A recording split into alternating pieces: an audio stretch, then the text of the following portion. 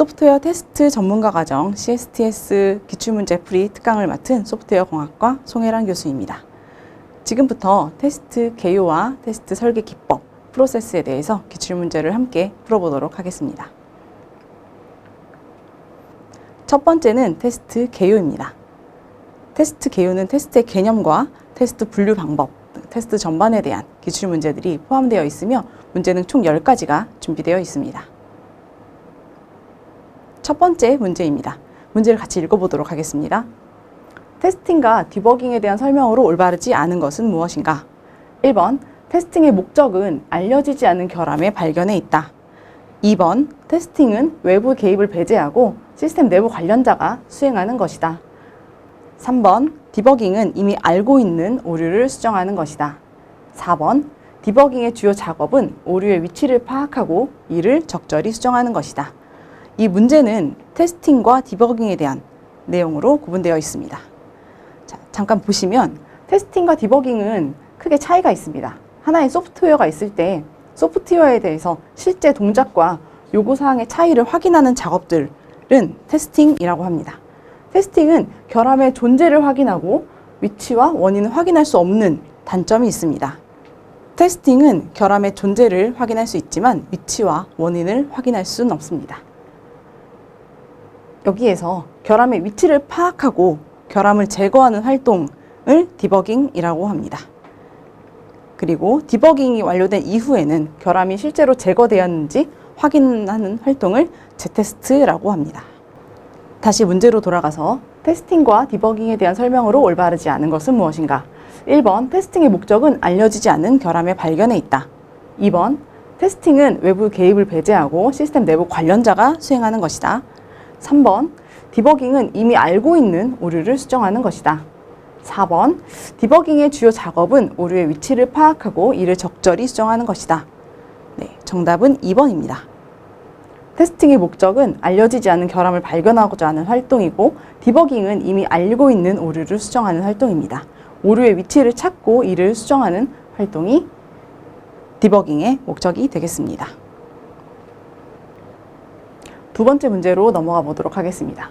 정적 테스트에 대한 설명으로 타당하지 않은 것은 무엇인가? 1번, 동적 테스트 방법에서 검출하기 힘든 오류를 찾아낸다. 2번, 개발 초기에 오류를 찾아내어 품질을 향상시킨다. 3번, 프로그램 개발 단계에서 산출되는 결과물에서 결함을 찾아낸다. 4번, 코드 분석을 기반으로 프로그램을 실행하여 오류를 찾아낸다. 이 문제는 정적 테스트에 관련된 문제입니다. 정적 분석은 소스 코드를 대상으로 결함으로 판단되는 특정한 패턴이 소스 코드에 있는지를 분석하는 방법입니다. 그럼 다시 문제로 돌아가서 정적 테스트에 대한 설명으로 타당하지 않은 것은 무엇인가? 1번, 동적 테스트 방법에서 검출하기 힘든 오류를 찾아냅니다. 2번, 개발 초기에 오류를 찾아내서 품질을 향상시킵니다. 3번, 프로그램 개발 단계에서 산출되는 결과물에서 결함을 찾아내는 방법입니다. 4번, 코드 분석을 기반으로 프로그램을 실행해서 오류를 찾아냅니다. 네, 정답은 4번입니다.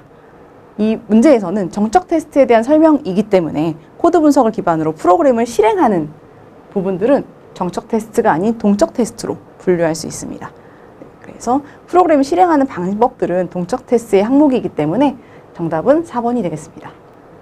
이 문제는 새로운 기능이 추가되거나 변경되었을 때 테스트 케이스에 대한 추가와 변경 여부를 확인하기 위한 문제입니다. 소프트웨어는 실제 동작과 요구사항 차이를 확인하기 위한 테스트를 진행을 합니다. 테스트가 수행된 이후에 결함이 수정되거나 기능이 추가되거나 성능이 개선되거나 운영 환경이나 유지 보수성 등의 이유로 소프트웨어가 변경되게 됩니다. 이후에 이 변경된 소프트웨어를 확인하는 방법을 리그레션 테스트라고 합니다. 리그레션 테스트는 소프트웨어가 변경된 이후에 수행을 하게 되고 소프트웨어에 가해진 변경이 의도치 않은 결함을 만들지 않았는지 확인하는 작업을 진행하게 됩니다. 그리고 기존의 요구사항들이 충족하고 있는지도 확인하게 됩니다. 자, 그럼 다음 문제로 돌아가서 보도록 하겠습니다. 다음 중 올바르지 않은 설명은 무엇인가? 새로운 기능이 추가되면 이 기능을 테스트하는 테스트 케이스도 추가되어야 한다. 2번, 기존의 기능이 변경되면 변경된 기능을 테스트하는 테스트 케이스도 변경되어야 한다. 3번, 기존의 기능이 제거되면 삭제된 기능을 테스트하는 테스트 케이스는 재사용을 위해 그대로 둔다. 자, 앞에서 보셨던 내용처럼 실제 소프트웨어가 변경되었을 때 변경한 결과에 대한 확인을 해야 되는 부분이기 때문에 정답은 3번입니다. 기존의 기능이 제거되었다면 삭제된 기능의 테스트 케이스는 리그레션 테스트의 케이스 집합에서 제거되어야 합니다. 왜냐하면 리그레션 테스트를 수행하게 됐을 때 그 이유는 리그레션 테스트를 수행했을 경우에 잘못된 테스트 결과가 보고될 가능성이 있기 때문에 기존의 기능이 제거되었다면 삭제된 기능을 테스트하는 테스트 케이스는 재사용을 하지 않고 제거를 해주어야 합니다. 다음 문제로 넘어가 보도록 하겠습니다. 상향식 통합 테스트에 대한 설명으로 가장 올바른 것은 1번, 많은 수의 테스트 스톱이 필요하다. 2번, 설계 오류를 빨리 발견할 수 있다. 3번, 하위 컴포넌트가 충분하게 테스트된다. 4번, 빅뱅 통합 방식의 하나이다. 네, 이 문제는 상향식 통합 테스트에 대한 문제입니다. 자, 상향식 통합 테스트와 하향식 통합 테스트에 대해서 간단히 보도록 하겠습니다.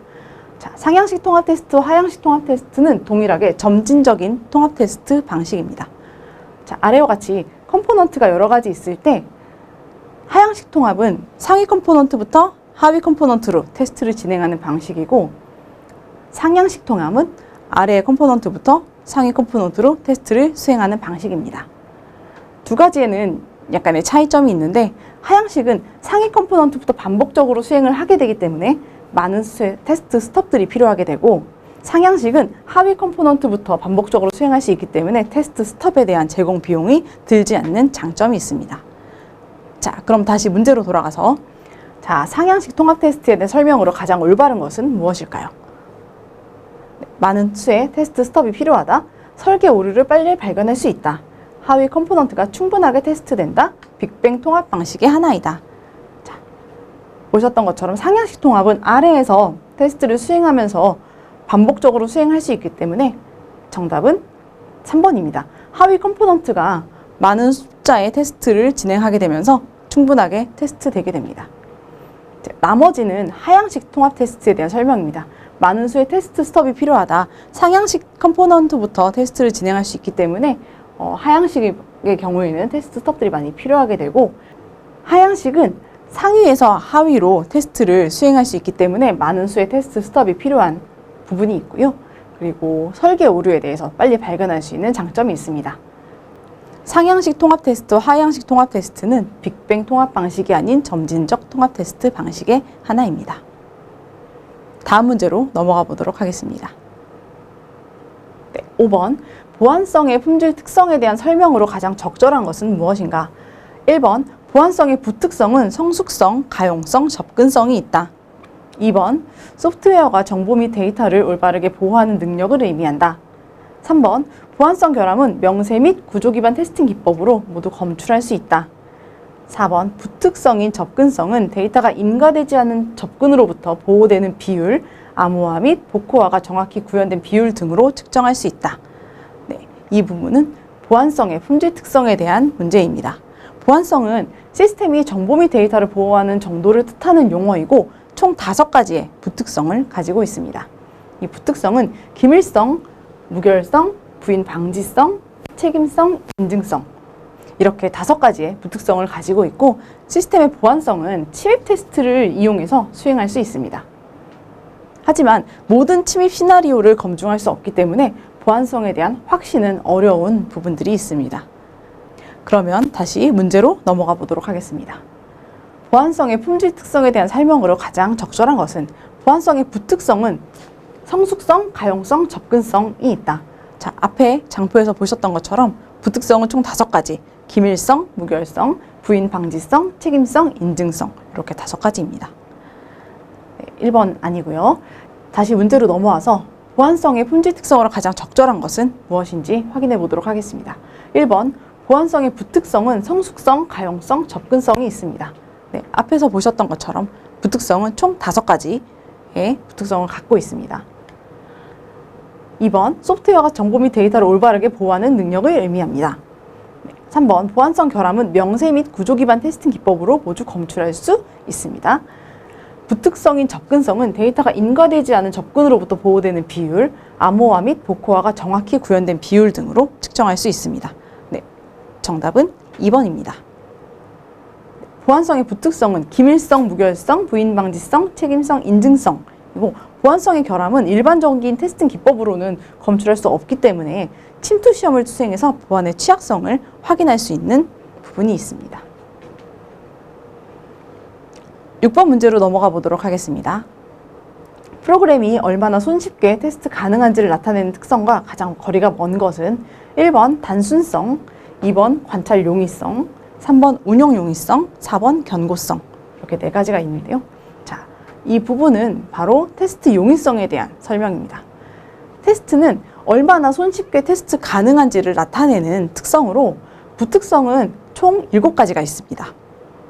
테스트 용이성의 부특성은 제어 용이성, 관찰 가능성, 단순성, 분할 용이성, 운영 용이성, 안전성, 이해 용이성 총 7가지가 있고 다시 문제로 넘어가서 보도록 하겠습니다. 자, 프로그램이 얼마나 손쉽게 테스트 가능한지를 나타내는 특성과 가장 거리가 먼 것은 자, 앞에 보셨던 부특성들 기억하시면서 자, 1번 단순성, 관찰 용이성, 운용 용이성, 견고성 이렇게 네 가지가 있는데 자, 앞에 보시면 관찰 가능성, 단순성, 운영 용이성 이 세 가지가 있고 견고성은 테스트 용이성의 부특성으로 포함되지 않았습니다. 그래서 정답은 4번입니다. 견고성은 테스트 용이성과 가장 거리가 먼 특성으로 알려져 있습니다.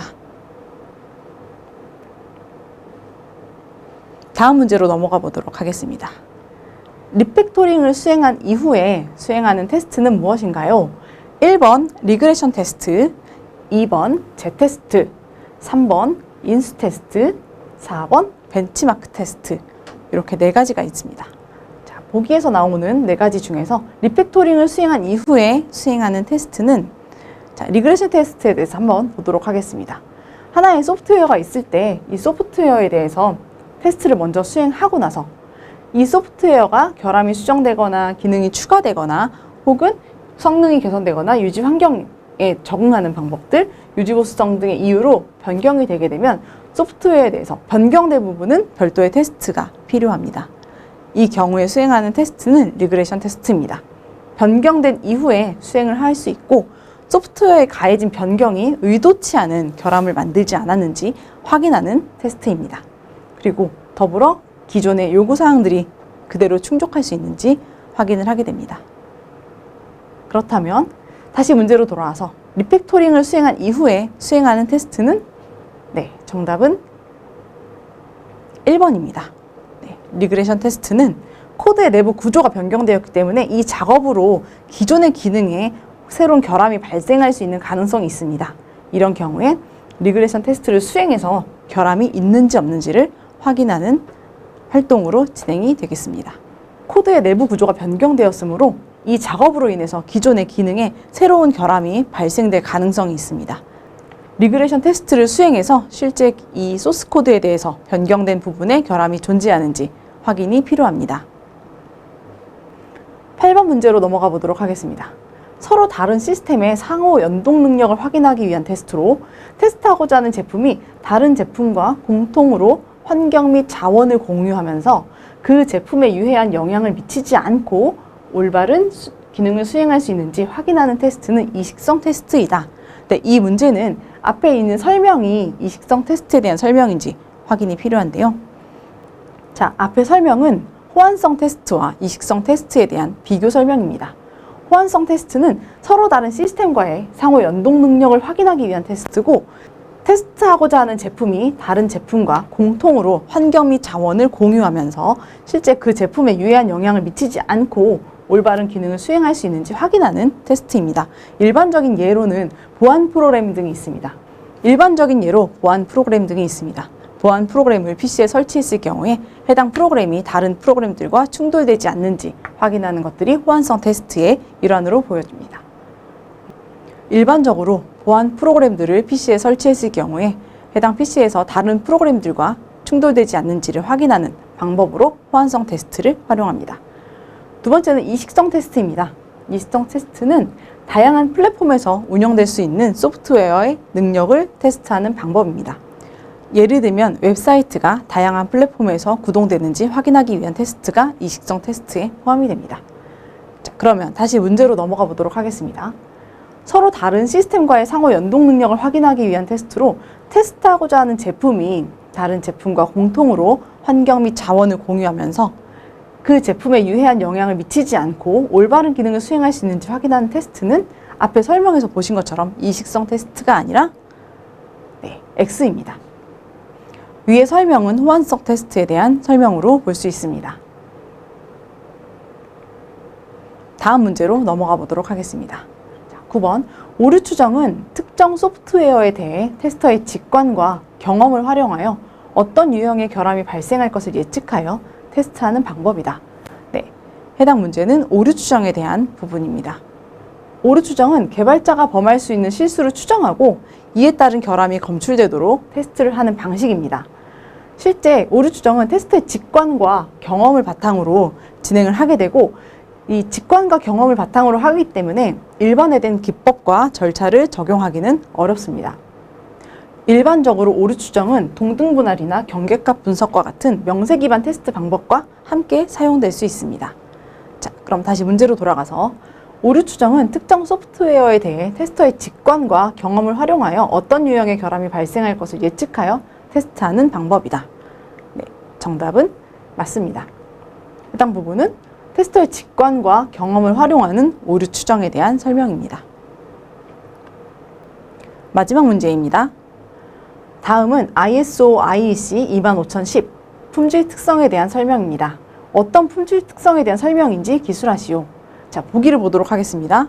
특정 조건에서 특정 기간 동안 오동작 없이 의도된 기능을 수행하는 소프트웨어의 능력을 말하며 부특성으로는 성숙성, 가용성, 결함 허용성, 복구성이 있다. 이 부분은 ISO 25010 품질 특성에 대한 부분입니다.